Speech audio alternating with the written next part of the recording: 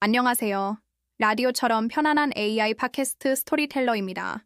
1편을 들으신 분들은 아마 이런 생각이 들었을 겁니다.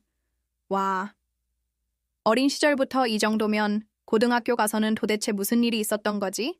맞습니다. 오늘은 그 다 도대체의 문이 열리는 순간부터 이야기해볼까 합니다.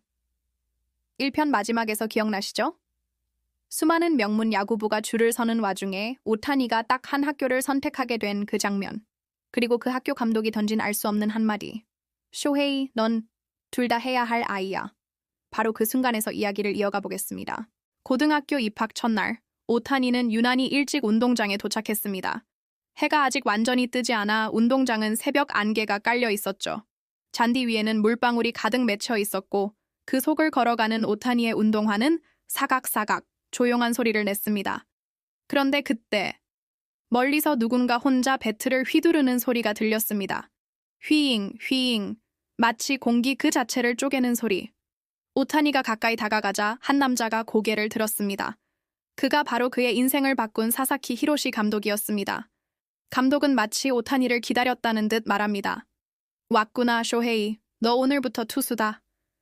오타니는 고개를 끄덕였지만 감독은 거기서 말을 멈추지 않았습니다. 그리고 4번 타자다. 둘 다 한다. 그 말투는 혹시 가능할까가 아니라 당연히 할 거다에 가까웠습니다. 오타니는 조금 당황했습니다. 중학교 시절에도 타자 실력이 좋긴 했지만 주변에서 투타 겸업은 거의 불가능하다고 했거든요. 그래서 조심스럽게 물었죠. 감독님, 정말 둘 다 가능한가요? 사사키 감독은 오타니를 똑바로 바라보며 말했습니다. 쇼헤이, 네가 아니면 누가 해? 그 한마디가 오타니의 가슴 깊은 곳에 꽂혔습니다. 마치 누군가 자신의 미래를 자신보다 먼저 믿어준 느낌. 그날부터 오타니의 고등학교 생활은 정말 말도 안 되게 바빠졌습니다. 아침엔 투구 훈련, 점심엔 체력 훈련, 오후엔 타격 훈련, 저녁엔 다시 투구 훈련. 하루에 공을 던지고 치는 양이 다른 선배들보다 2배는 많았습니다. 그런데 놀라운 건 한 번도 힘들다는 내색을 하지 않았다는 겁니다. 오늘도 훈련을 마치고 돌아가는 길 선배 하나가 물었습니다. 쇼헤이, 너 안 힘드냐? 이 정도면 사람 탈진해. 오타니는 땀으로 젖은 얼굴로 웃으면서 대답했습니다. 힘들어요. 근데 이게 재밌어요. 그 말에 선배는 잠시 말을 잃었죠. 아, 이 친구는 급이 다르구나 하는 표정이었습니다. 그렇게 시간이 흘러 어느덧 여름. 고1 여름은 보통 선수들에게 준비하는 시기입니다. 몸 만들고 기본 다지고 경기 경험 쌓고.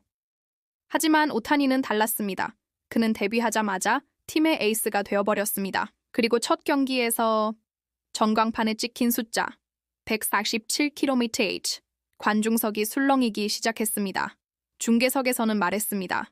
이건 좀 심한데요? 1학년 맞습니까? 상대 타자는 아예 초구가 들어오자마자 방망이를 내려놓았습니다.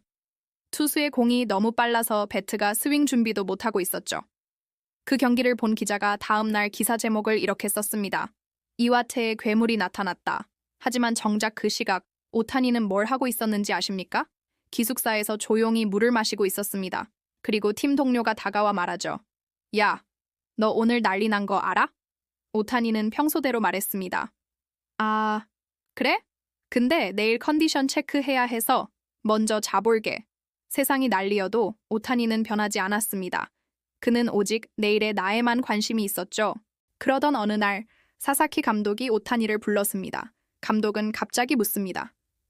쇼헤이, 너 세계 가고 싶지? 오타니는 멈칫했습니다. 그 단어는 아직 그의 입에서 쉽게 나올 수 있는 단어가 아니었거든요. 하지만 그는 솔직하게 답했습니다. 네, 가보고 싶어요. 감독은 고개를 끄덕이며 말했습니다. 그날 밤 오타니는 책상에 앉아 작은 공책을 펼쳤습니다. 그리고 천천히 글을 쓰기 시작했습니다. 중앙에 가장 큰 글씨로 적었습니다. 8개 구단 드래프트 1순위 지명. 중학생이 고등학생이 꿈이라며 쓰는 문장과는 결이 완전히 다릅니다. 그건 희망이 아니라 선언이었습니다. 이게 내가 가야 할 곳이다. 그런 느낌에 가까웠죠. 그 문장을 적은 뒤 그는 종이에 3싹3 격자를 그리기 시작했습니다. 그리고 그 주변을 8칸으로 나눠서 또 적기 시작했습니다. 체력, 기술, 운, 멘탈, 인성. 그리고 또 그 주변에 63개의 세부 목표. 그 유명한 만다라트 계획표가 이때 만들어집니다.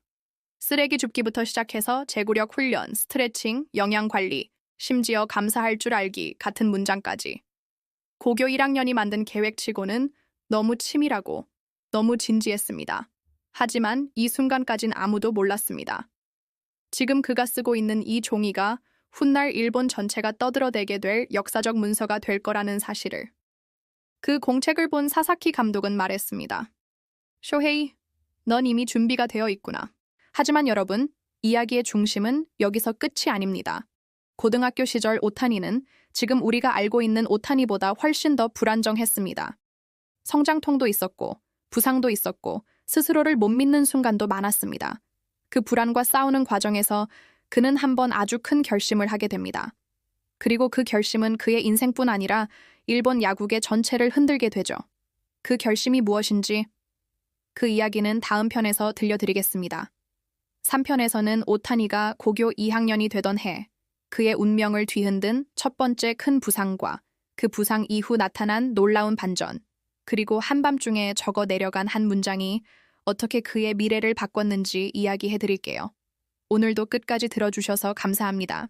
그리고 다음 이야기는 정말 놓치시면 안 됩니다.